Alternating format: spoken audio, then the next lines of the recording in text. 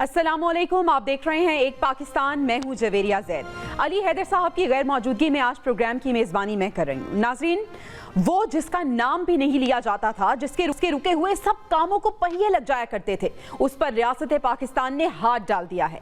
पाकिस्तान का सिस्टम सरमायाकारों को कैसे डरा रहा है, भगा रहा है, चीनी बाशिंदों ने तंग आकर आखिर शिकायत क्या लगाई है, ये मौज़ूआत हमारे प्रोग्राम का हिस्सा हैं। गजा के मलबे पर खेलती मासूमियत और मुस्कुराहट भी आपको दिखाएंगे, लेकिन सबसे पहले हम रुख करेंगे सियासत के मैदान का। हुकूमत और पाकिस्तान तहरीक इंसाफ के दरमियान मुज़ाकरात की जो कश्ती है वो हिचकोले खाती नजर आ रही है, लेकिन स्पीकर कौमी असम्बली ने उम्मीद का दिया फिर से जला दिया है। अय्याज सादिक ने अगर मगर की सूरत हाल में हुकूमत और पीटीआई को एक साथ बैठने का संदेशा भेजा है और 28 जनवरी को दोपहर 12:15 बजे मुज़ाकराती कमेटी की बैठक भी रखी है। स्पीकर ही नहीं, हुकूमती मुज़ाकराती कमेटी के तर्जुमान इरफान सिद्दीकी ने भी दावा किया है कि पीटीआई को इजलास में शिरकत की दावत दे दी है और पीटीआई ने अभी तक शिरकत से माजरत भी नहीं की। उन्होंने ये भी दावा किया है कि पीटीआई ने अभी तक हुकूमत को तहरीरी जवाब से आगाह नहीं किया कि वो मुज़ाकरात खत्म कर रही है। लेकिन इरफान सिद्दीकी के दावे के बरअक्स पीटीआई एक और मुज़ाकराती नशिस्त के हवाले से इब्हाम का शिकार नजर आ रही है और आज के दिन ही चेयरमैन पीटीआई बैरिस्टर गौहर के 2 बयानिए सामने आ गए। उन्होंने पहले इंदिया दिया कि हुकूमत कमीशन का ऐलान करे, हम मुज़ाकरात पर दोबारा गौर कर लेते हैं, लेकिन फिर तबले जंग भी बजा दिया कि तहरीक इंसाफ अब किसी और मुज़ाकराती मीटिंग में भी शरीक नहीं होगी। एक कल खान साहब ने जो ऐलान किया वो बड़ा हमारा कैटेगोरिकल है। ये कहा था कि हलो हाय से बात आगे बढ़नी चाहिए, फ़ोटो सेशन ना हो। ये बड़ी मुख्तसर सी बात है, इसमें कौन सी ऐसी बड़ी बात है, स्टेट सीक्रेट है कि आप कहें इन राइटिंग देंगे, कमेटी में देंगे? क्या हमने जब इन राइटिंग दिए तो पहले भी खुले हुए थे, डिमांड ओरल थे, ओपन थे, और हमने जब मिनट्स उमर साहब लेके गए और उमर साहब ने वहाँ उनको हैंड ओवर कर लिया तो वो सोशल मीडिया पे थे। हुकूमत इतनी सिक्रेसी किस चीज़ की रख ली थी? अगर डिक्लेयर कर दे जो तो वो डिक्लेयर करते। इसलिए खान साहब की हिदायत के मुताबिक किसी और मीटिंग में शिरकत नहीं करेंगे। बैरिस्टर गौहर जो कह रहे हैं वो भी आपने सुन लिया, जबकि बानी पीटीआई ने भी एक रोज पहले हुकूमत की जानिब से 9 मई और 26 नवंबर के हवाले से जुडिशल कमीशन तश्कील ना देने पर मुज़ाकरात का दरवाजा बंद कर दिया था और मौक़िफ़ इख्तियार किया गया था कि हुकूमत ने 7 रोज में जुडिशल कमीशन बनाना था, लेकिन अभी तक कमीशन तश्कील नहीं दिया गया, लिहाजा मुज़ाकरात खत्म शुद। हुकूमत पीटीआई के हरफे इनकार पर हरफे शिकायत जबान पर लाई और कहा कि पीटीआई हमारा जवाब तो सुन लेती, उन्हें कहते हैं कि कुछ दिन ठहर जाएं, मौसम खुशगवार होने दें। हमारा जवाब तो सुन। अगर उन्होंने हमारे घर पे दस्तक दी है, अपना एक सवालनामा हमें दिया है कि जी ये हमारा सवालनामा है, हम क्या कहते हैं उसके बारे में इनकार करते हैं, इकरार करते हैं, मोहब्बत से उनको बैठाते हैं, कहते हैं जी आए हम कमीशन भी बनाते हैं, ये जो जज आप कहते हैं वो भी बना। इंतज़ार तो करो, जवाब तो लो। हुकूमती मुज़ाकराती कमेटी के तर्जुमान इरफान सिद्दीकी का यह भी कहना था कि हमारे ख्याल में 7 वर्किंग दिन 28 जनवरी को मुकम्मल हो रहे थे और वो स्पीकर को 28 जनवरी की तारीख दे चुके थे। इरफान सिद्दीकी ने शिकवा किया कि उन्हें 42 दिन मुतालबात लाने में लगाए और हमसे चाहते हैं कि 7 दिन में कमीशन बन जाए। 7 दिन में ऐसा आखिर हो क्या गया जो इन्होंने मुज़ाकरात खत्म करने का ऐलान किया? इरफान सिद्दीकी ने कहा कि हमने मुतालबात को संजीदगी से लिया और 7 जमातों की कमेटी बैठी। हम 28 जनवरी की डेडलाइन के लिए भी तैयार थे कि कुछ चीजें आगे बढ़ जाती। ये 5 दिन मजीद इंतजार ना कर सके, इन्हें अब भी दोबारा सोचना चाहिए। स्पीकर कौमी असम्बली अय्याज सादिक की जानिब से मुज़ाकराती कमेटी का इजलास बुलाने के बाद बंद गली में जाते मुज़ाकरात के हवाले से रोशनी की नई किरण तो पैदा हो गई है, लेकिन है बहुत मध्यम। बहरे-कैफ हुकूमत का रवैया खुशाइंद है और पीटीआई से भी इसी सियासी रवैये की तवक्को है कि आज कल मसाइल का हल निकाला जाए, एक रास्ता निकाला जाए, और वो है मुज़ाकरात की मेज़। इसी पे बात करने के लिए हमारे साथ मौजूद हैं हमारे मेहमान नईम पंचोता साहब और सेनेटर नासिर भट्ट साहब ने भी हमें ज्वाइन किया है। नईम हैदर पंचोता साहब और सेनेटर नासिर भट्ट साहब, बहुत शुक्रिया आपके वक्त का। आगाज़ करते हैं नईम पंचोता साहब आपसे, आखिर इतनी जल्दी क्या है? आखिर क्यों पाकिस्तान तहरीक इंसाफ जो है वो बड़ी गुमगू की कैफियत का शिकार है? और सवाल ये है कि 28 तारीख को आप इजलास में शिरकत कर रहे हैं जो हुकूमत की जानिब से बुलाया गया है? कि पाकिस्तान तहरीक इंसाफ के वर्कर्स के ऊपर जिस तरह गोलियां चलाई गई, जिस तरह जो है वर्कर्स को शहीद किया गया, जख्मी किया गया और उठाया गया, मिसिंग है, और फिर जिस तरह पोस्टमार्टम जो है वो उनकी रिपोर्ट्स नहीं दी गई, किसी की लाश देते हुए कहा गया कि आप कहिएगा कि ये एक्सीडेंट हुआ है। तो ये सारा अमल जो अब हुआ है या 2 सालों के अंदर जो हो रहा है, अगवाकारियां, छापे, गिरफ्तारियां, चादर चारदीवारी का तकद्दस पामाल, घर में घुसना, उठा लेना, मुकदमात बना लेना, उसके बावजूद इमरान खान साहब का इनके साथ बैठना, ये कह देना कि हम मुज़ाकरात करते हैं इन 2 शराइत के ऊपर, तो वो भी मेरा ख्याल में उनकी बड़े ही दिल की बात थी, बड़े दिल की बात थी जो उन्होंने ये कहा। लेकिन उसको गलत रंग दिया गया, कहा गया कि ये कहीं फैज की गिरफ्तारी से डर गए हैं, ये उसकी गिरफ्तारी। इमरान खान, उस वजीराबाद आपने हमला किया, इमरान खान को जेल में डाला, उनको 34 साल सजाएं दी, उसकी बीवी को जेल में डाला, उनकी बहनों को जेल में डाला, उनके वर्कर को जेल में डाला। पंचौता साहब, माजरत के साथ बात तो अब इससे बहुत आगे निकल गई। 3 मुज़ाकराती बैठक हो चुकी हैं, अब 4था राउंड है। इससे पहले कि हुकूमत जवाब देती, आपने कह दिया कि जी हम नहीं मुज़ाकरात कर रहे। देखिए, हुकूमत जो है वो सिर्फ और सिर्फ तमाशा कर रही थी। मैं वही गुजारिश कर रहा हूँ, जब मुलाकात की बात हुई तो उन्होंने कहा जी कि डर गए, भाग रहे हैं, ये हो गया। और उसके बावजूद हम बैठे रहे, हमने कहा कि हम आपसे बात करते हैं, ये हमारे मुतालबात है। कोई ऐसा अमल नहीं था जिसमें कोई अलजबरे का सवाल था जो इनको हल करना नहीं आता था। क्लियर मौकफ था कि आप कमीशन बनाएं, क्लियर मौकफ था कि आप तमाम सियासी कैदियों को रिहा करें, अदालतों से प्रेशर रिलीज करें। लेकिन उस पर कहा गया कि रिटर्न दिया जाए, इतना टाइम दिया जाए। ये टाइम कौन सा होता है भाई? 2 मिनट के अंदर नोटिफिकेशन होता है, आप कमीशन बनाएं। आपने बयानात दिए, आपने कहा जी कि कमीशन नहीं बन सकता।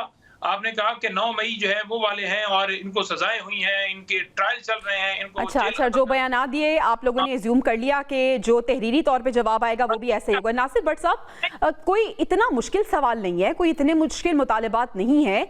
हुकूमत आखिर इतना टाइम क्यों ले रही है? क्या जुडिशल कमीशन कायम कर रही है हुकूमत? बिस्मिल्लाहिर्रहमानिर्रहीम। नहीं, पंचौता साहब की आपने बातें सुनी है, इनकी ट्यून चेंज है।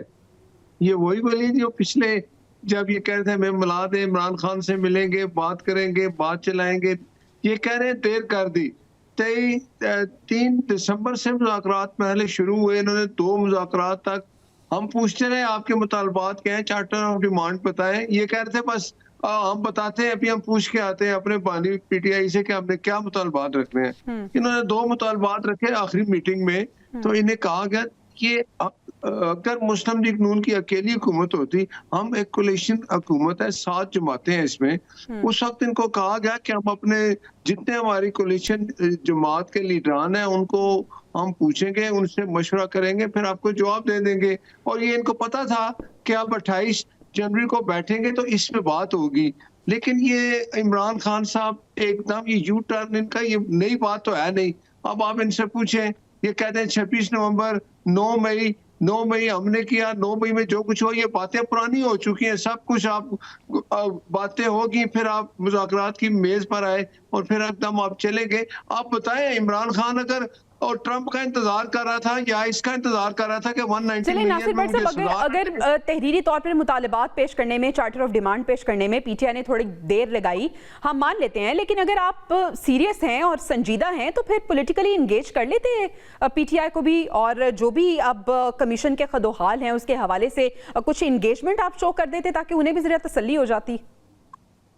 देखे ना, अब 28 देखे ना, स्पीकर साहब ने 28 जनवरी डेट रखी थी, ये 28 जनवरी अभी आ गई है। इससे पहले उन्होंने बात कर दी कि आज मैं जी इमरान से मिल के आऊं और उसने कहा जी कि बात नहीं करनी। तो आप मुझे बताएं ना, ये क्या चीज है? अगर मैं फिर कहता हूं कि अगर मुज़ाकरात में इमरान खान सीरियस होता तो उसमें मौलाना फजल रहमान साहब को रखता, महमूद खान चकजई को रखता, अपोजिशन सारी इकट्ठी करता, मुज़ाकरात होते, उनकी एक ये कमेटी बनाते। ये इमरान खान का रवैया है, ये कोई नई बात है नहीं। लेकिन हम फिर भी, स्पीकर साहब ने 28 जनवरी की डेट रखी है, ये उधर आएंगे या नहीं आएंगे? आप ये चलें पूछ लेते हैं पंजोदा साहब, अब 28 जनवरी को आप जा रहे हैं या नहीं जा रहे? बिल्कुल नहीं जा रहे जी, मुज़ाकरात हमारे खत्म हैं। अगर जो है ये बात कर रहे हैं कि जनाब हमने इसके लिए डेट रखी हुई थी और उसका इंतजार कर और हमने 5 साल करना है, जो काम करना होता है ना वो 2 मिनट लगते हैं, 2 मिनट में नोटिफिकेशन हो जाता है। ये सिर्फ इनकी डिले टैक्टिस है कि हमने ये कहा कि हम कमीशन नहीं बनाते, हमने आपको कुछ जवाब दिया। अभी तो 28 जनवरी डेट थी, आप आते, स्पीकर साहब ने डेट रखी हुई है, आप आके वहाँ बात करते। उसमें अगर आप बात करते उसका आपका जवाब मिलता कि हम हाँ कह रहे हैं, ना कह रहे हैं। आपने उससे पहले आज कह दिया जी हम बात ही नहीं करते, हम बात ही नहीं करते। इन्होंने जुडिशल कमीशन ही बनाया। भाई आप हमारा 28 जनवरी जो आपके साथ डेट थी, दोबारा हम मिल के बैठते हैं, कोई बात करते हैं। लेकिन पंचोता आपने साहब, पहले ही बात तो ये हकीकत है कि आप इंतजार तो करते, जिस तरह से जो मुतालिबात थे आपके वो हमें भी पता था, वो हुकूमत को भी पता था, लेकिन इंतजार किया गया कि तहरीरी तौर पे आप पेश करें। इसी तरह से जो हुकूमत का जवाब है, अगर आप इज्यूम भी कर रहे हैं, आपको पता भी है, लेकिन उनके मुंह से तो सुन लें। देखिए, मैं यहाँ जूम पे बैठा हूँ, जब आप सवाल मुझसे करें तो नासिर साहब को कहें कि अपनी बारी पे बोलें। चलें, ठीक है। ऐसे ये बात जो है ना वो मिक्स हो जाती है, आवाज मौकफ नहीं जाता कि मैं क्या बात कर रहा हूँ या वो क्या बात जी, कर रहे हैं। तो प्लीज। वो पता ही जवाब ही ना मिल सके, जवाब है क्या। हम बड़ा क्लियर कह रहे हैं कि 2 महीने हो चुके हैं, आपने अगर कोई काम करना होता तो आप कर देते। जवाब कौन सा? यहाँ पर कोई दावा चल रहा है, यहाँ पर कोई केस चल रहा है कि केस फाइल होगा, उसमें एविडेंस रिकॉर्ड होगी, फिर डिफेंस का मौका दिया जाएगा, फिर क्रॉस एग्जामिनेशन होगा, क्रॉस एग्जामिनेशन के बाद फिर उसमें दस्तावेजी शहादत दी जाएगी और फिर जाकर फैसला किया जाएगा फाइनल आर्गूमेंट्स के बाद, और तब तक 2 नस्लें खत्म हो चुकी होंगी। ये कौन सा ऐसा अमल है जिसके अंदर इतनी रुकावट है कि आप जो है वो कहते हैं जी कि अब हमने रिटर्न रिप्लाई देना, रिटर्न जवाब देने, जब आपने जवाब ही बनाया हुआ है कि हमने नहीं करना, तो समझ नहीं आ रहा आपके बयानात से, आपके कंडक्ट से कि आपने 2 महीनों के अंदर एक भी ऐसा अमल नहीं किया जिससे नजर आ रहा हो कि आप मुज़ाकरात के अंदर संजीदा है। एक तरफ आप टेबल पर बैठे हुए और दूसरी तरफ जो हमारे हामिद रजा साहब हैं, तर्जुमान है इस जो मुज़ाकराती कमेटी के, उनके आप मदरसे में पहुंच जाते हैं कि आप प्रेस टॉक ना करें, पुलिस का हमला कर देते हैं। तो ये कौन से मुज़ाकरात चल रहे हैं? इरफान सिद्दीकी साहब कह तो रहे हैं कि इंतजार करें थोड़ा, हम बात कर रहे हैं इस पे, एक ज़ैली कमेटी भी बनाई है। मैं इसका जवाब दे दूं? नासिर साहब एक मिनट, बात कंप्लीट कीजिएगा पंचोता साहब, फिर नासिर साहब आपकी टर्न। मैं वही कह रहा हूं कि ये सिर्फ डिले टैक्टिस है, बहाने हैं। हमारे वर्कर्स इस वक्त भी 1200 से ज्यादा हमारे वर्कर्स जेलों में पड़े हुए हैं और उनके ऊपर साहब जो बुरा सलूक किया जा रहा है, उनकी बेल्स हाई कोर्ट में लगाई नहीं जा रही। ये पीछे से बाकायदा तौर पर प्रेशर डाल के बैक डोर से जजेस को थ्रेट करके अपनी मर्जी के जजेस बिठाकर फैसले ले लेना और कह देना कि करप्शन साबित हो गई है। हमें नहीं पता कि ये फिक्स मैच कैसे लंदन प्लान बना, कैसे इमरान खान के ऊपर हमला हुआ, कैसे हेलीकॉप्टर की तस्वीरें दिखाएंगे, कैसे इमरान खान। मैं अपना सवाल रिपीट कर देती हूँ, जो मैं आपसे सवाल कर रही हूँ कि 28 तारीख इरफान सिद्दीकी साहब कह रहे हैं कि आप इंतजार कीजिए, आप एक दफा आके बैठें, हो सकता है कि आपको कोई मुस्बत पेशरफ सामने आए और आपको कोई मुस्बत जवाब मिले, आप थोड़ा इंतजार तो करें, इतनी जल्दी किस चीज की है? दुनिया भर में ये लॉबिंग कर रहे हैं कि जो ये गोली चली है इसके ऊपर पूरी दुनिया का मौकफ जो है वो चेंज हो जाए, जो बुनियादी हकूक की खिलाफ वर्जियां हैं उस पर कोई आवाज किसी जगह पर बुलंद ना हो। और हमें नहीं पता कि ये सारी गेम से रचाई जा रही है। हमने पूरा 2 महीने टाइम दिया, एक दिन से ज्यादा ये टाइम का काम नहीं था। अगर आपने हल करना होता, वर्कर्स भी आपके पास हैं, कमीशन भी आपके इख्तियार में, तो ये कौन से ऐसे मुतालबात रख दिए जो नामुमकिन। आप ठीक कह रहे होंगे, लेकिन टाइम तो तब से स्टार्ट हुआ ना, तीसरे मुज़ाकराती दौर में, जब आपने अपना चार्टर ऑफ डिमांड पेश किया। नासिर साहब ठीक है, हुकूमत की हमें चलें, ठीक है, संजीदगी भी नजर आ रही है, हुकूमत आगे मूव भी कर रही है, लेकिन बात तो ये है ना कि लफ्जी गोलाबारी भी जारी है। ख्वाजा आसिफ साहब कैसी कैसी बातें कर रहे हैं, और ख्वाजा आसिफ साहब जो बात कर रहे हैं, यकीनन उनको पुष्पनाई हासिल है नवाज शरीफ साहब की, तो इससे तो यही तासुर जा रहा है कि नवाज शरीफ साहब नहीं चाह रहे कि मुज़ाकरात हों। देखें, आप नहीं पंचोता साहब की बातें सुनिए आपने, उन्होंने 28 जनवरी का कोई जवाब दिया आपको?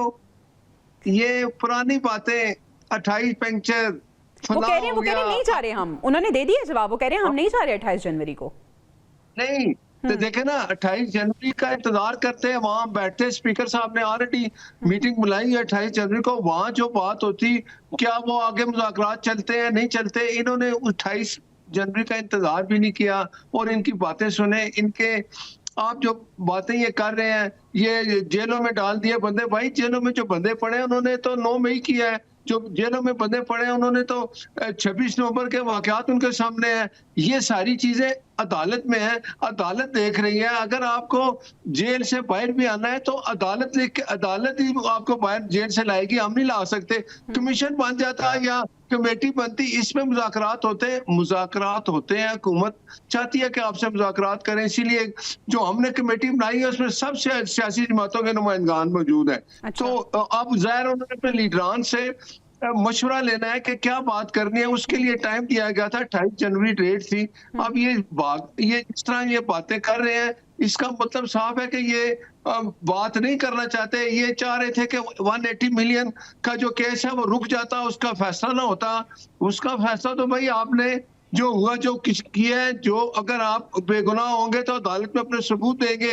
ये जो कुछ हुआ सामने है, इस तरह अगर इमरान खान चाहता है कि मैं प्रेशराइज करके अपने फैसले करा लूं, ये वो वक्त ढूंढते हैं जब साकिब निसार होता था और MPA दो। अच्छा, आपको ऐसा लग रहा है कि प्रेशराइज करने की कोशिश की जा रही है। नाज़रीन, मुज़ाकरात का ये खेल जो है वो जारी है और दोनों गेस्ट हमारे साथ मौजूद हैं। मुज़ाकरात की जो मेज़ है उस पर दोनों जमातें आखिर क्या चाह रही हैं, क्या सोच रही हैं और इनके पास अगला लाहे अमल क्या है, आपको बताएंगे ब्रेक के बाद। Stay with us. Welcome back नाज़रीन। हुकूमत और पाकिस्तान तहरीक इंसाफ के दरमियान होने वाले मुज़ाकरात पे हम बात कर रहे थे। हमारे गेस्ट भी हमारे साथ मौजूद हैं। नासिर भट्ट साहब, मुज़ाकरात कामयाब तब होते हैं जब दोनों जानिब से कुछ लचक दिखाई जाती है, लेकिन जब मेज़ पे ये सोच के बैठा जाए कि हमने ही जीतना है और हमारा ही फ़ायदा हो और दूसरी जानिब से ये सोचा जाए कि अगर उनकी बात मानी जाएगी तो हम मेज़ से उठ जाएंगे, तो इस तरह से तो मुज़ाकरात नहीं चलते। कुछ दूसरी पार्टी की मानी जाती है, कुछ अपनी मनवाई जाती है। अगर पाकिस्तान तहरीक इंसाफ बाज़िद थी कि हमें बताया जाए कि जुडिशल कमीशन बनाया जा रहा है या नहीं बनाया जा रहा, तो फिर क्यों इंगेज नहीं किया गया पाकिस्तान तहरीक इंसाफ को, और क्या वाकई ये डिलेइंग टैक्टिक्स हैं हुकूमत की तरफ से भी? देखें, फिर मैं बात करूंगा कि अभी स्पीकर साहब ने एक डेट रखी है 28 जनवरी।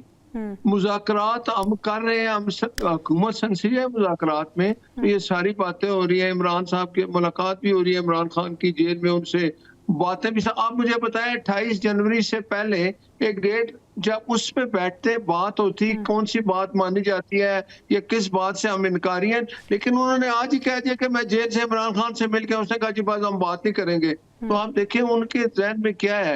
ये माजी सारा आप देख लें, इमरान खान का यही होता है यू टर्न।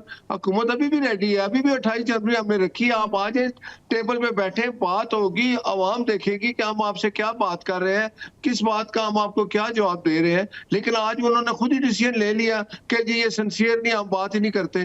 तो आप मुझे बताएं फिर उनके जहन में जो कुछ था कि वो ये चाहते थे कि 190 मिलियन का जो फैसला है वो ना हो, और वो कि शायद किसी और का इंतजार कर रहे थे कि वो सदर बनेगा ट्रंप और फिर हमें जेल से बाहर निकालेगा।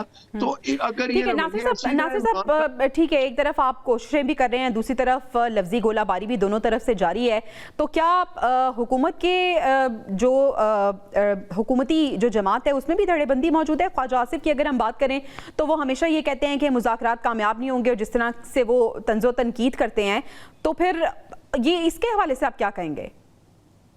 देखिए सियासी जमातें जो होती हैं, ये जमहूरियत इसी को कहते हैं कि एक किसी की सोच और होती है, कोई बात और करता है, आजादी होती है बात करने की, लेकिन जब फाइनल एक मुज़ाकराती टीम है, स्पीकर साहब उसको ऐड कर रहे हैं। ठीक है नासिर भट्ट साहब, अगर पाकिस्तान तहरीक इंसाफ ने मुतालिबात अपने जो रखे थे उसके बाद इंतजार भी नहीं किया और इसके बाद आपने मुज़ाकराती बैठक में भी नहीं बैठना, तो फिर पंचौता साहब अगला लाहे अमल क्या है पाकिस्तान तहरीक इंसाफ का? देखें, मैं आपसे गुजारिश की थी, जो लास्ट सेगमेंट के अंदर जो है, जो पिछला सेगमेंट था उसमें आवाज़ म्यूट हुई थी, कि कल खान साहब ने जो बात की है ना, उन्होंने मुज़ाकरात के ख़त्म के साथ ये अल्फाज इस्तेमाल किए। उन्होंने कहा जी कि सुप्रीम कोर्ट के 3 सीनियर जजेस या हाई कोर्ट के 3 सीनियर जजेस के ऊपर मुश्तमिल जो है 9 मई और 26 पे कमीशन बना दिया जाए। तो अगर ये जो कह रहे हैं कि 28 तक का इंतजार कर लिया जाता या आए या हमने जवाब देना था, तो आप नोटिफिकेशन निकाल दें एक, ठीक है। जो खान साहब ने भी कल भी बात की, मुज़ाकरात का खत्म होने के साथ साथ फिर भी उन्होंने बात की कि आप बनाते हैं तो डेफिनेटली अब पता भी चल जाएगा कि वाकई आपने बना दिया। नोटिफिकेशन निकालने से बात बढ़ सकती है या नहीं, और अब 28 जनवरी को आखिर होने क्या जा रहा है? क्या पाकिस्तान तहरीक इंसाफ एक दफा फिर से यू टर्न लेके मान जाती है या नहीं? अभी हम अगले सेगमेंट की जानिब बढ़ते हैं। वो जिसके खिलाफ कभी कोई खबर नहीं लगती थी, वो जिस पर अगर मीडिया में तनकीद की जाती तो उसका नाम खामोश करा दिया जाता, वो जिसकी फाइल कभी रुकती ही नहीं थी, वो जिसने क्लर्क की हैसियत से पेशा वाराना जिंदगी का सफर शुरू किया और आज वो एक खरबपति है, वो जिस पर जमीनों पर कब्जे करने के इल्जाम लगे, करप्शन और फ्रॉड के इल्जाम लगे, वो जो हर मुश्किल से बच निकलता था, जिस पर लगा हर इल्जाम भुला दिया जाता था, वो मलिक रियाज अब मुश्किल में घिर गए हैं। अब रियासत पाकिस्तान पाकिस्तान इन पर हाथ भी डाल चुकी है। 190 मिलियन पाउंड केस जिसमें बानी तहरीक इंसाफ को सजा हुई, उसी केस में एहतसाब अदालत मलिक रियाज को इश्तेहारी और मफरूर करार दे चुकी है। 21 जनवरी को कौमी एहतसाब ब्यूरो ने उनके खिलाफ प्रेस रिलीज जारी की। उसमें लिखा गया कि मलिक रियाज की हवालगी के लिए मुत्तहिदा अरब अमारात की हुकूमत से राब्ता किया जा रहा है। इसके बाद मलिक रियाज ने भी सोशल मीडिया पर एक पैगाम जारी किया। इस पैगाम में उन्होंने लिखा था कि नैब की प्रेस रिलीज दरअसल ब्लैकमेलिंग का एक नया तरीका है। उन्होंने लिखा था कि वो जब्त तो कर रहे हैं लेकिन दिल में एक तूफान लिए बैठे हैं। उन्होंने ये धमकी भी दी कि अगर उनका बंद टूट गया तो फिर सबका भरम भी टूट जाएगा। मलिक रियाज ने धमकी आमेज लहजे में यह भी लिखा कि मत भूलना, गुज़िश्ता 25 से 30 साल के सब राज सबूतों के साथ महफूज हैं। आखिर मलिक रियाज के पास किस शख्सियत के कौन कौन से राज हैं और मलिक रियाज इस पोजीशन में आए कैसे कि अहम शख्सियत के राज उनकी दस्तरस में हैं और वो ये राज अफशा करने की धमकियां दे रहे हैं। ये कहानी जनाब बरसों पहले तब शुरू होती है जब मलिक रियाज के ठेकेदार वालिद को कारोबार में खसारा हुआ और मलिक रियाज को क्लर्क की नौकरी करना पड़ी। जी हाँ, बाद में वो खुद भी एक इब्तदाई से दर्जे के ठेकेदार बन गए, लेकिन उस कारोबार से उनकी माली परेशानियां कम ना हुई। मलिक रियाज पर वो वक्त भी आया जब बच्ची का इलाज कराने के लिए उन्हें घर के बर्तन बेचने पड़े, घरों में सफेदी करना पड़ी और सड़कों पर तार बिछाना पड़ा। लेकिन फिर मलिक रियाज प्रॉपर्टी के काम में आए और किसी तरह अपने रिहायशी मंसूबे के लिए बहरिया टाउन का नाम हासिल करने में कामयाब हो गए। पाकिस्तान नेवी ने इस हाउसिंग प्रोजेक्ट से अपना हाथ तो खींच लिया, लेकिन वो मलिक रियाज को इस बात पर मजबूर ना कर सकी कि वो अपनी रिहायशी स्कीम के लिए बहरिया टाउन का नाम इस्तेमाल ना करें। मैंने कहा जी ये बैरिया इस्तेमाल हो रहा है और बैरिया बताया कि वो इनसे क्या वसूल कर रहा है। सभी बुखारी साहब ने अभी टेक ओवर ही किया था, तो उन्होंने मेरे पास से एक एडमिरल भिजवाए, उनके जूनियर थे कि आप ये ना करें। मैंने कहा चले मुझे आप बता दें, आप बता ही दें कि नेवी को क्या फ़ायदा इससे हो रहा है, क्या परसेंटेज नेवी ले रही है, नेवल चीफ। मुझे उसका कोई जवाब ना मिला। नेवी के नाम की वजह से लोग मलिक रियाज की स्कीम को सरकारी स्कीम समझने लगे। जमीन पर स्कीम का नाम भी मौजूद ना होता, कोई नक्शा तक ना होता, इसके बावजूद सिर्फ दरख्वास्त फॉर्म खरीदने के लिए लोग दीवानों की तरह कतारों में लग जाते। वो शख्स जो कभी एक एक पैसे का मोहताज था, वो चंद ही साल में खरबपति बन चुका था। ये दौलत हासिल करने के लिए मलिक रियाज ने रास्ते में आने वाली रुकावटें हटाई और हर वो काम किया जो उन्हें अपना मकसद हासिल करने के लिए बहुत जरूरी लगा। और ये हरबे इस्तेमाल करके मलिक रियाज का नाम चल निकला। लोग सिर्फ इनका नाम सुनकर सरमायाकारी करने लगे। मलिक रियाज एक के बाद दूसरे शहर में बहरिया टाउन लॉन्च करते चले गए। मलिक रियाज को जहां और जितनी जमीन दरकार होती, रियासत खुद उन्हें फराहम करती। जो ना फराहम करती, मलिक रियाज खुद वो जमीन हासिल कर लेते। रोजनामा डॉन के मुताबिक बहरिया टाउन कराची के लिए मलिक रियाज को तकरीबन 17,000 एकड़ जमीन दी गई, लेकिन तहकीकात से ये मालूम हुआ कि बहरिया टाउन 26,000 एकड़ पर फैल चुका था। और ये शिकायत भी सामने आ रही थी कि लोगों से रकम तो ले ली गई, लेकिन उन्हें प्लॉट्स नहीं दिए गए। मलिक रियाज के बारे में कहा जाता है कि वो एक नज़र में पहचान जाते हैं कि उनका मुखातिब किस दर्जे का लालची है, फिर वो उसी के मुताबिक उससे डील कर लेते हैं और हर सियासी जमात के साथ ताल्लुकात बना लेते हैं। कभी वो बानी तहरीक इंसाफ को खुश करने के लिए अलकादिर यूनिवर्सिटी बनाते हैं, तो कभी MQM को खुश करने के लिए हैदराबाद में यूनिवर्सिटी बनाते हैं और कभी बहरिया टाउन लाहौर में बिलावल हाउस। मलिक रियाज के बारे में ये भी मशहूर है कि आला ओहदों से रिटायर होने वाले अफसरान उनके यहाँ मुलाजमत पाते हैं। देखें, मलिक साहब के मुतल्लिक़ कहा जाता है कि उन्होंने पाकिस्तान में कोई ऐसा फ़र्द नहीं जिसको ओबलाइज किया।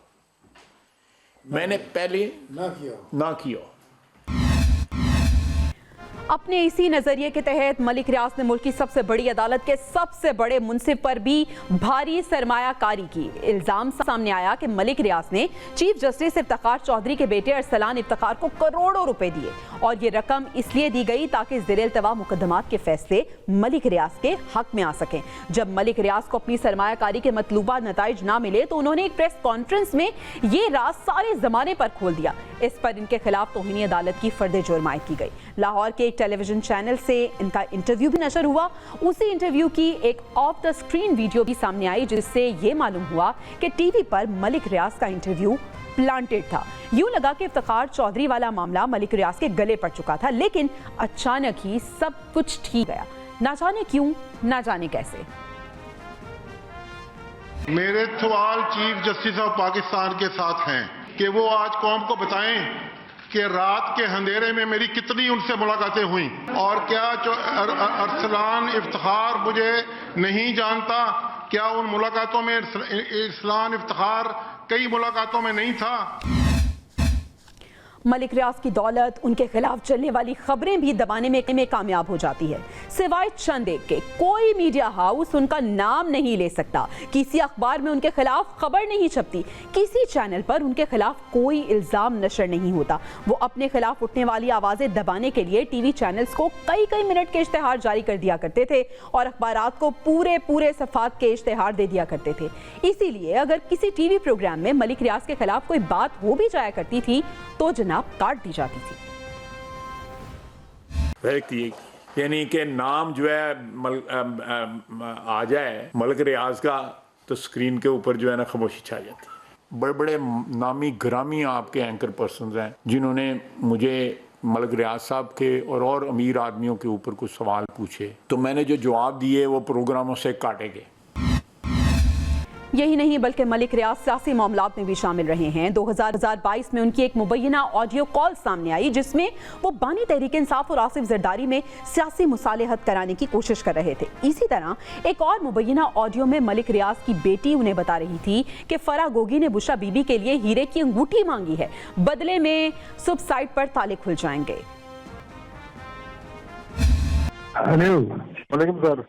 वालेकुम खैरियत सर। बस मैंने बताना था, मैंने पहले भी आपको बताया था कि उधर से मैंने कहा था कोई बात है मैंने करनी है, आपने कहा था बात नहीं करेंगे। तो मैंने बताना था कि सिर्फ इन्फॉर्मेशन देनी थी आपकी कि खान की तरफ से बड़े मुझे मैसेज थे कि जी हमारा पैचअप करा दें आपके साथ। आज तो उसने बहुत ही किए हैं मुझे मैसेज। अभी पॉसिबल है ना? नहीं ठीक है, मैं सिर्फ आपकी नजर में नहीं वो कहती है मैनू तुसी हीरा मंगवा दो ते अंगूठी मैं तो खरीदांगी, जो पैसे बननगे तुसी मैनू दे देना। मैं कहा ठीक है। ठीक है। अच्छा दूसरी गल है कि उन्हें मैंने कहा कि खान साहब का फोन आया वे सुबह ताले टड़े खुल जाएंगे साइड से। मैं जी रिपोर्ट जमा कराई है, खान साहब ने कहा मेरी गारंटी है मैं खत्म करावांगा और लाल अकबर का लेटर भी तुम कल मिल जाएगा। उन्हें मैंने कहा। अब से 2 दिन पहले वज़ीर दिफा ख्वाजा आसिफ ने ट्वीट में लिखा कि पाकिस्तान की सहाफत मलिक रियाज की यरगमाल बन चुकी है। मीडिया अपने माली मफादात और इश्तहारों के लिए सच बोलने से माजूर है। ख्वाजा साहब, दीगर मीडिया का तो इल्म नहीं लेकिन हम में जुर्रत इनकार है और मलिक रियाज के बारे में ये सेगमेंट उसी जुर्रत इनकार का एक इजहार है। नाज़रीन, अब हम आगे बढ़ते हैं और शामिल करते हैं एक और खबर जिसमें मुल्क में सरमायाकारी में इजाफा इस वक्त हुकूमत के लिए सबसे बड़ा चैलेंज बन चुका है। जहां सिविल और अस्करी क़यादत सऊदी अरब से मुत्तहिदा अरब अमारात तक, चीन से रूस तक, बांग्लादेश से इंडोनेशिया, मलेशिया से तुर्किया तक पूरी दुनिया को पाकिस्तान में सरमायाकारी के लिए कायल कर रही है। एटमी पाकिस्तान को मौशी पाकिस्तान बनाने के नारे बुलंद किए जा रहे हैं। वहीं पाकिस्तान का सिस्टम इसकी राह में रोड़े अटका रहा है। खुसूसी सरमायाकारी सहूलत काउंसिल के वन विंडो ऑपरेशन के दावे तो हो रहे हैं।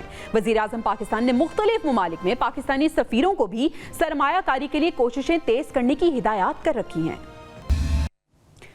इन कोशिशों के बावजूद जो सरमायाकार मुल्क में आ जाते हैं वो नाकाबिले यकीन तक मसाइल का शिकार हो जाते हैं। नाजरीन, आज आपके सामने चीनी सरमायाकारों की दास्ताने गम पेश करते हैं। वो सरमायाकार जिन्होंने सिक्योरिटी मसाइल, मुल्की और गैर मुल्की ताकतों के प्रोपेगेंडे के बावजूद पाकिस्तान में सरमायाकारी को तरजीह दी। सिंध पुलिस से तंग आए चीनी सरमायाकारों ने सिंध हाईकोर्ट से तहफ़्फ़ुज़ फराहम करने की अपील की है। आज 6 चीनी सरमायाकारों ने पीर रहमान महसूद एडवोकेट की वसातत से सिंध हाईकोर्ट में दरख्वास्त दायर की है। चीनी सरमायाकारों ने अदालत को बताया कि पुलिस इन्हें हिरासा कर रही है और इनसे भी भत्ता मांग रही है। इन्होंने अदालत से इस्तदा की है कि इन्हें पुलिस की हिरासानी और भत्ताखोरी से तहफ़्फ़ुज़ दिलाया जाए। बसूरत दीगर वो या तो सिंध छोड़कर चले जाएंगे, लाहौर, या फिर वापस चीन चले जाएंगे। अदालत ने चीनी सरमायाकारों की दरख्वास्त पर मुतल्लिका हुकाम से 4 हफ्ते में जवाब तलब कर लिया है। दरख्वास्त में मौक़िफ़ इख्तियार किया गया है कि हमने वज़ीर आज़म पाकिस्तान, आर्मी चीफ समेत आला हुकाम की दावत पर पाकिस्तान में सरमायाकारी की है। एयरपोर्ट से लेकर रिहाइशगाह तक हमसे रिश्वत तलब की जाती है। एयरपोर्ट पर बुलेट प्रूफ गाड़ियों के नाम पर घंटों इंतजार कराया जाता है। रिश्वत देने पर पुलिस हुकाम अपनी गाड़ियों में रिहाइशगाह पहुंचाते हैं। रिहाइशगाहों पर भी सिक्योरिटी के नाम पर मैसूर कर दिया जाता है और बाहर ताले डाल दिए जाते हैं। 6 चीनी सरमायाकारों की जानिब से दायर दरख्वास्त में मजीद बताया गया कि हमें आजादाना नकलो हरकत के हक से महरूम कर दिया गया, जिसकी वजह से हम कारोबारी मीटिंग्स भी नहीं कर सकते। कभी कभी खुद पुलिस एहलकार गाड़ियों पर हमले करके शीशे तोड़ देते हैं। 30 या 50 हजार रुपए रिश्वत के एवज नकलो हरकत की सहूलत फराहम की जाती है। चीनी सरमायाकारों ने अपनी दरख्वास्त में मजीद बताया कि 3 चीनी सरमायाकार खवातीन के साथ एक्सपो सेंटर में बदतमीजी की गई, जिसकी वजह से वो वापस चीन चली गई। सुखन थाने की हुदूद में चीनी शहरियों की 7 फैक्ट्रियां भी सील कर दी गई। दरख्वास्त में वफाकी वजारत दाखिला, chief secretary Sindh, IG Sindh, home secretary Sindh, CPEC security के स्पेशल यूनिट के सरबराह मरीर पुलिस के हुक्काम, चीनी सिफारत खाने समेत दीगर को फरीक बनाया गया है। सिंध पुलिस की करप्शन की ये पहली कहानी नहीं है जनाब, बल्कि इससे कबल मुतअद्दिद बार कराची के ताजिर सिस्टम के खिलाफ सरापा एहतजाज रहे। ताजिरों ने आर्मी चीफ से कराची में करप्शन की शिकायत की तो मुर्तजा वहाब ने ताजिरों को ही ब्लैकमेलर करार दे दिया। नाज़रीन, कराची की हालत ज़ार और जो चीनी जो सरमायाकार हैं उनके जो गम की दास्तान है वो तो आपने सुन ली। अभी हमें ब्रेक पे जाना है। जब हम ब्रेक से वापस आएंगे तो हमारे साथ तर्जुमान सिंध हुकूमत सादिया जावेद साहब भी मौजूद होंगे और इसके साथ साथ चीनी सरमायाकार के वकील पीर रहमान महसूद एडवोकेट साहब भी मौजूद होंगे। Stay with us. Welcome back नाज़रीन। पॉलिटिकल सूरत हाल तो मुल्क की आपने देख ही ली है, उसके साथ साथ जो हमारी मौशी सूरत हाल है वो भी बहुत ज़्यादा अबतर है और मौशी सूरत हाल को बेहतर करने के लिए मिन्नतें की जाती हैं। बाहर के मुल्क के सरमायाकारों को मदऊ किया जाता है कि पाकिस्तान में आएँ और पाकिस्तान में सरमायाकारी करें, लेकिन जब चीनी सिफारत जो सरमायाकार हैं वो पाकिस्तान आते हैं और कराची शहर में मौजूद होते हैं, वहाँ पर वो सरमायाकारी कर रहे हैं तो वो परेशान किससे हैं? उस शहर के मुहाफिजों से। इसी पर बात करने के लिए हमारे साथ मौजूद हैं चीनी सरमायाकार के वकील पीर रहमान महसूद एडवोकेट साहब और तर्जुमान सिंध हुकूमत सादिया जावेद साहिबा ने भी हमें ज्वाइन किया है। रहमान महसूद साहब, सबसे पहले तो बताइएगा कि चीनी सरमायाकारों पे आखिर बीत क्या रही है कि इतनी वो मुश्किल का शिकार हैं कि उन्होंने एक दरख्वास्त दायर कर दी है। जी, रिसेंटली हो सकता है सोशल मीडिया पे आप लोगों ने क्लिप्स देखी होंगी, कुछ क्लिप्स वायरल हुई हैं और वक्तन फ़वक्तन होती रहती हैं। तो इससे आप लोग अंदाज़ा लगा सकते हैं कि अभी तक उनके किसी ग्रीवेंस को एड्रेस नहीं किया गया। उनके घर में चोरियां हो जाती है, पुलिस स्टेशन जाते हैं, एप्लीकेशन रिसीव्ड हो जाती हैं, इवन देन उस पर कोई एक्शन नहीं लिया जाता। उनके साथ कोई और ऑफेंसेस होते हैं, एप्लीकेशन रिसीव कर लेते हैं लेकिन कोई एक्शन नहीं लिया जाता। अब हुआ ये है कि इनका कहना ये है कि सबसे बड़ा अलमिया ये है कि आजकल का जो कल के जो हालात चल रहे हैं पूरी दुनिया में, अगर कोई सबसे बड़ा इन्वेस्टर है पाकिस्तान के हवाले से तो चाइना ही है। ऑफिशियली अगर देखें सीपैक के हवाले से बहुत बड़ी इन्वेस्टमेंट्स हैं। इसके अलावा प्राइवेटली अगर इंडिविजुअली देखा जाए तो सबसे ज़्यादा इन्वेस्टर्स ये हैं। तो इनको ये है कि एक तो इनका कहना ये है कि पुलिस जो है वो प्रोफेशनल नहीं है, प्रोफेशनल बुनियादों पे ट्रेन नहीं हुई है कि फॉरेन नेशनल्स को किस तरह डील किया जाता है, किस तरह ट्रीट किया जाता है। घर में कभी कभी लॉक कर देते हैं सिक्योरिटी इश्यूज़ पे। 4-5 दिन बकौल इनके बाकायदा उन्होंने अपनी चाइनीज़ ज़बान में पिटीशन के साथ हमने कॉपीज़ लगाई हुई हैं, अपनी ज़बान में उन्होंने लिख के दिए हैं, साइन पेपर्स दिए हैं कि ये हो रहा है। कभी हमने ये भी लगाया है, उसके साथ बाकायदा तस्वीरें लगाई हैं, बाहर स्टिकर लगा होता है कि सील्ड बेंगलोज पे, और वो सील्ड क्लॉथ भी लगे होते हैं। तो उनका कहना ये है कि 5 दिन हमें अंदर घर में सिक्योरिटी इशू पे रखा जाता है, बंद कर दिया जाता है। कुछ बच्चे स्कूल जाते हैं, बाकी सारे काम तो उस पर नहीं होते हैं। सोशल क्या कहते हैं जो आजकल की मॉडर्न टेक्नोलॉजी है। बाज़ बिजनेस डील्स ऐसे होती हैं कि फ़ेस टू फेस बैठना पड़ता है कि किसी एग्रीमेंट को कंक्लूड किया जाए, उनके साथ मुज़ाकरात किए जाए, तो उसके लिए जाना पड़ता है। अगर हमारी सबसे जो बेसिक राइट है, राइट टू मूव, अगर इस पर ही पाबंदियाँ हैं फिर तो बड़ी तकलीफ़ होती है। दूसरा ये है कि पुलिस के रवैये से सिंध पुलिस का उनमें ये है कि जो इनके बेंगलोस पे डिप्यूट है, यहाँ पे DIG साहब की उसमें सरबराही में एक स्पेट बला है SPU, स्पेशल प्रोटेक्शन यूनिट। तो इनके घरों पे जो पर्सनल डिप्यूट होते हैं, इनका कहना यह है कि हमारी एक तो प्राइवेसी का राइट जो है वो इन्फ्रिंज हो रहा है, वायलेट हो रहा है। इवन बेडरूम्स तक आ जाता है बगैर नॉक किए, बगैर वारंट के। तो मकसद ये है कि बाहर जाने नहीं देते हैं, और अब बात होती है तो एक दूसरे की हमारी ज़ुबान समझ में नहीं आती है। कभी कभी ये भी होता है कि बाहर जाना पड़ता है तो कहते हैं कि नहीं, आप बुलेट प्रूफ गाड़ी के बगैर नहीं जा सकते हैं, और जब ज़्यादा अर्जेंसी होती है तो वो फिर अपने हिसाब से पैसे वैसे ले लेते, अपनी गाड़ी में लेके चले जाते हैं और वापस ले आते हैं। तो इस एनवायरनमेंट में काम करना, इनका कहना ये है कि बड़ा मुश्किल हो जाता है, क्योंकि किराए के मकान होते हैं या हमारे एक्सपेंसेस होते हैं, सैलरीज देनी पड़ती है स्टाफ को, काफ़ी चीज़ें होती हैं, यूटिलिटीज़ होती हैं। तो अगर हफ्ते में हम 2 दिन काम करें और वो भी इन बंदिशों में, फिर तो ये है कि सिर्फ हमारे अखराजात जो हो रहे हैं वो नहीं निकलेंगे, तो हम क्या कंट्रीब्यूट करेंगे पाकिस्तान की इकानमी में। सादिया साहिबा, बड़े अफसोस का मकाम है कि कराची के शहरी परेशान हैं, ताजिर बदहाल हैं, और अब जो चीनी सरमायाकार थे वो भी बेजार नज़र आ रहे हैं। और किससे बेजार हैं? पुलिस से। पुलिस का रवैया, पुलिस कल्चर ठीक होना है कराची में या नहीं? उम्मीद छोड़ दें हम? बिस्मिल्लाहिर्रहमानिर्रहीम, थैंक यू वेरी मच। बिल्कुल, देखें, अगर ये जो आज इनको शिकायत थी, ये कोर्ट गए हैं, और उसके बाद मैंने आईजीपी सिंध से पर्सनली बात की है इस सारे मामले पे। उन्होंने ये बताया है कि जो सिंध गवर्नमेंट है और जो इनकी मौजूद यहाँ एम्बेसीज और काउंसलेट्स हैं चाइनीज़, उनके साथ एक एसओपी डिसाइडेड है सिंध पुलिस की, और क्या नाम है, चाइनीज़ जो भी इन्वेस्टर्स और बिजनेसमैन हैं जिनको इनकी काउंसलेट्स ने जो है वो इंडोर्स किया है कि इस एसओपी को फॉलो करना है। अब वो एसओपी क्या है? वो एसओपी ये है, क्योंकि आपको पता है कि अभी रिसेंटली कराची एयरपोर्ट के करीब चाइनीज़ इंजीनियर्स का अटैक हुआ, उसमें 2 चाइनीज़ जो थे वो इंतकाल कर गए।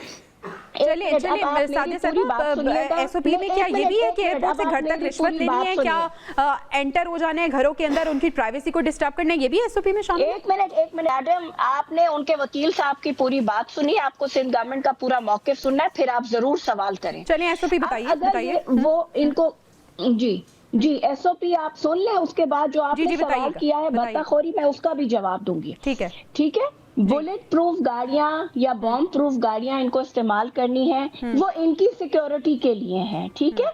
उसके अलावा इनको अपने घरों में कैमरा और सीसीटीवी फुटेजेस के लिए वो लगाने हैं, इंस्टॉलेशन करनी है।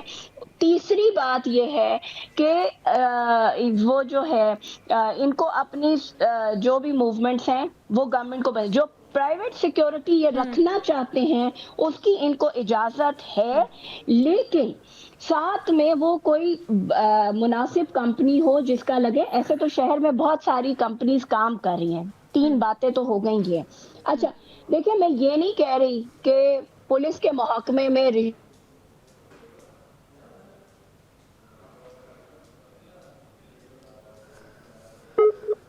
चलिए सादिया साहिबा अपना मौक़िफ़ बयान कर। जी आवाज़ आ रही है सादिया साहिबा की? जी सादिया साहिबा को तो मैं नहीं सुन रहा हूँ, आपको सुन रहा हूँ। सादिया साहिबा आप कंटिन्यू कीजिएगा।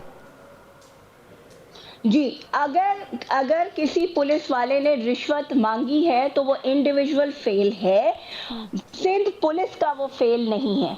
अगर ये चाहिए, लेकिन रिस्पॉन्सिबल तो सिंध पुलिस ही है ना, इंडिविजुअली कोई कर रहा है या वो कंबाइन एफर्ट उनकी ऐसी। तो हम कह रहे हैं, मैं आपसे एज स्पोक्समैन सिंध गवर्नमेंट ये बात कर रही हूँ कि अगर कोई पुलिस वाला है जो रिश्वत मांग रहा है, सादिया साहिबा अगर नहीं यकीनन है जी, तो आप उसका नाम और नंबर हमें प्रोवाइड करें। अगर हम एक्शन नहीं करेंगे तो फिर हम जिम्मेदार हैं। सिंध पीर रहमान साहब नाम और नंबर बताइए। सादिया साहिबा कह रही हैं हम एक्शन लेंगे। जी, हमने अपनी सीपी के साथ कुछ तस्वीर भी लगाई हैं, नाम तो हमें मालूम नहीं है कि इनके नाम क्या हैं। अब बहरहाल एक बात मैं करना चाहूँगा, सकता है कि आपको वो सिक्योरिटी प्रोवाइड कर रहे हैं, आपको नाम नहीं पता उनके।